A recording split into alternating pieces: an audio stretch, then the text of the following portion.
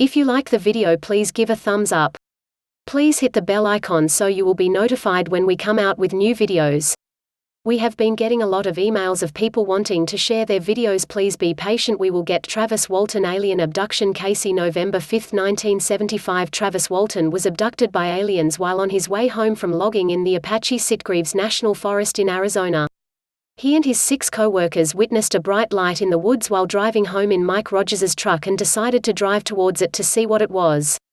When they approached the light, about 30 yards away, they stopped the truck because they realized it was some kind of a UFO that was about 20 feet in diameter and 8 feet high. At this time, Travis Walton jumped out of the truck and walked towards the floating object. Everyone else in the truck was yelling at him to come back when, what they described as a bluish light, came out of the flying saucer and directly hit Mr. Walton. Mr. Walton got slightly lifted off the ground and thrown back a few feet. At this point, Mike Rogers and the rest of the crew took off in fear. In what the crew figured was about 15 to 20 minutes, they decided to return to where they left Travis, but both the UFO and Travis were gone. They searched for him for about half an hour, hoping that he had tried to get away, but was nowhere to be found. They got back into town around 7:30 p.m. and Kenneth Peterson called the local deputy sheriff Chuck Ellison to report what had happened and that Travis Walton was missing. The deputy was obviously skeptical of their account of what happened earlier, even though all of the men were very distraught. In fact, later on, he was quoted saying, "If they were acting, they were awfully good at it." At this time the deputy called Sheriff Marlon Gillespie, who came down to interview the men with Officer Ken Copland. They decided to get a search team together to look for Walton back at the scene, but there was no trace of him or the disc-shaped object that the men said had struck Travis.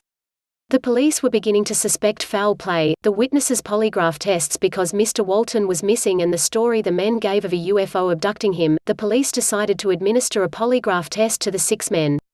The test was taken by the men on November 10 by Cy Gilson. During the polygraph, the men were asked questions such as, if they had caused harm to Walton, if they were telling the truth about the UFO, if they knew where his body was buried.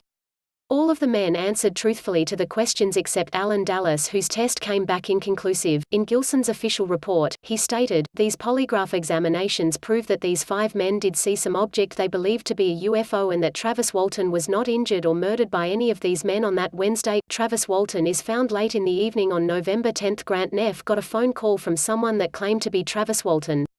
The low raspy voice on the line said, "This is Travis. I'm at a phone booth at the Heber gas station, and I need help. Come and get me." Because of the attention the story had gotten the last 5 days, he thought it was a prank and almost hung up, but the man on the phone expressed again that he was Travis and he needed help. Grant and Dwayne drove out to the gas station and found Travis on the floor of the phone booth he made the call from. He was in the same clothes as he was when he went missing, was unshaven, and visibly thinner than before. He was dismayed, talking gibberish about strange beings, and was scared. They took him to his mother's house and tried to feed him and washed him off, but he was in pretty bad condition and had a hard time doing anything. Travis Walton's abduction story. It took a while for Travis to tell his tale as he was pretty discombobulated, humiliated, and just all around shook up by the events that took place, as you can imagine. When he did, though it was an amazing story, the first thing he remembered after being struck by the bluish light in the woods was waking up and thinking he may be in a hospital as he was laid out on a table with a bright light above him. He said that it was muggy and warm as he first opened his eyes and looked around in pain. He saw 3 figures standing around him which he at first thought were doctors, but were wearing orange garments. It was then when his vision cleared that he realized they were not human. He described the beings as being less than 5 feet tall, having large dark eyes, large heads, and small facial features such as small nostrils and ears. This account is comparable to other alien abduction and similar to what people may call the Greys. Frightened, Travis then jumped up off the table and attacked one of the creatures by striking it with the back of his fist. He mentioned that it wasn't as solid as a human would be and was lighter and was thrown back more easily. At this time, the 3 aliens tried to subdue him, so he grabbed the nearest object to him to try and fend them off. He managed to find a thin, 1.5 long glass-like cylinder on the table next to where he woke up and tried to break off the top to use as a sharp weapon, but couldn't manage to break it. He started to yell at them, "Keep back." The whole time they never tried to communicate with him, or from what he could tell, each other. He was ready to fight them off at this point, so the 3 aliens fled the room. After they left, he decided this was a good time to try to find a way to escape. He left the first room and headed down a hallway which led to a large spherical room with a chair in the center. Thinking there may be one of the creatures in the chair, he approached it carefully, while noticing lights appearing all around him as he did so. These lights seemed to be stars from the walls around him becoming transparent.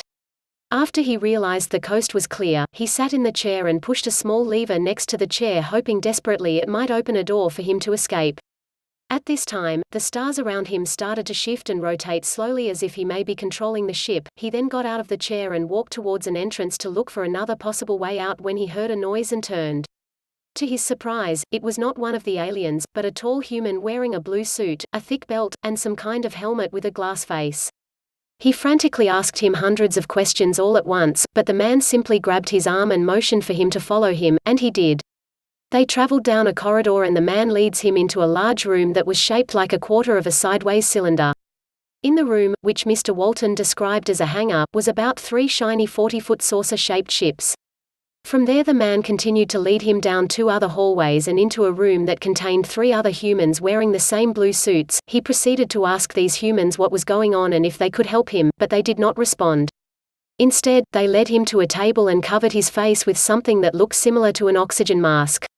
After that, he awoke by the gas station in Heber, Arizona, and saw a disc-shaped object fly away. About the witnesses, there were 6 people that witnessed Travis Walton's abduction on that November night, all co-workers of his, and Mike Rogers, the owner of the company and future brother-in-law, Michael Rogers, John Goulet, Alan Darley's, Steve Pierce, Kenneth Peterson, Dwayne Smith. Audio files including exclusive Travis Walton interview. Travis Walton's first interview on the 11th of November 1975. Walton's first interview on Face the State since being abducted and taken aboard an alien spacecraft. In the interview, Mr. Walton describes the aliens as being like men, but not quite human. He said they had underdeveloped features, were hairless, were slightly shorter than himself, and were dressed in a kind of brownish-orange one-piece garment. He said that after packing up from work and heading home he saw what he thought was sunset and was going to comment on it. That's when they all saw a UFO hovering off the side of the road about 30 yards away and stopped the truck. He got out of the truck and started walking towards the object. This is when, as he says, he got stuck and was knocked back. I don't remember seeing any flash of light. When he regained consciousness, he was looking at a light coming from a ceiling while lying on a table. Travis Walton's interview on April 23, 1980 by Paige Bryant and Jack Kennicott. Mr. Walton talking with Paige Bryant and Jack Kennicott about his amazing experience being abducted in Arizona. He says that he could see stars like a planetarium, but didn't recognize any of the constellations. He says the first thing he saw when he awoke was aliens which he tried to talk to, but the aliens wouldn't communicate with him.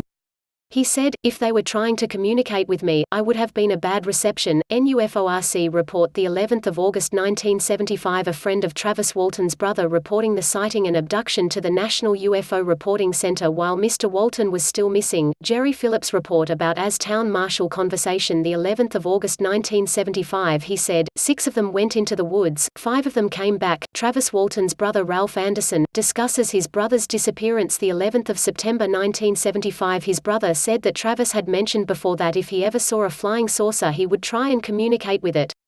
That's why he got out of the truck and raised his hands to it. One person said that they were very skeptical of flying saucers, but not so much anymore, and another said that he doesn't believe in them, but he saw one. Talking about the investigation the 11th of September 1975, there were slightly higher radiation readings on the Geiger counter, but nobody took any soil samples.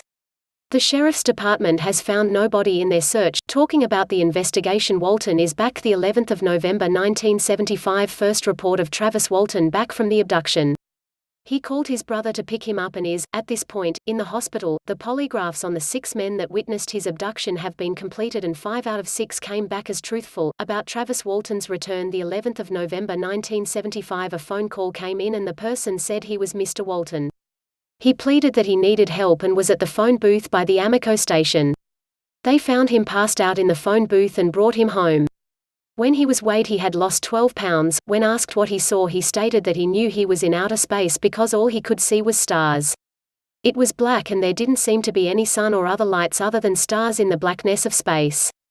Mr. Walton said that when he was brought up into space, the ship he was on docked with another ship and he could see other ships in the vicinity and they were all different shapes. Phone call from Travis' brother to Ralph Anderson November 13, 1975. Travis is in a Phoenix hospital under a fake name and is severely dehydrated. He said that the first thing he remembers when he woke was lying on the ground and seeing the UFO leaving. Friend of Travis Walton brother talks about what's going on November 15, 1975. No polygraph taken yet by Travis Walton. More discussion about picking up Mr. Walton from the phone booth and skepticism about the whole event. Expert polygraph examiner Cleve Baxter lectures on. Baxter discusses using polygraphs in UFO sightings and interacting with the scientific community. Travis Walton Fire in the Sky 2011 International UFO Congress video.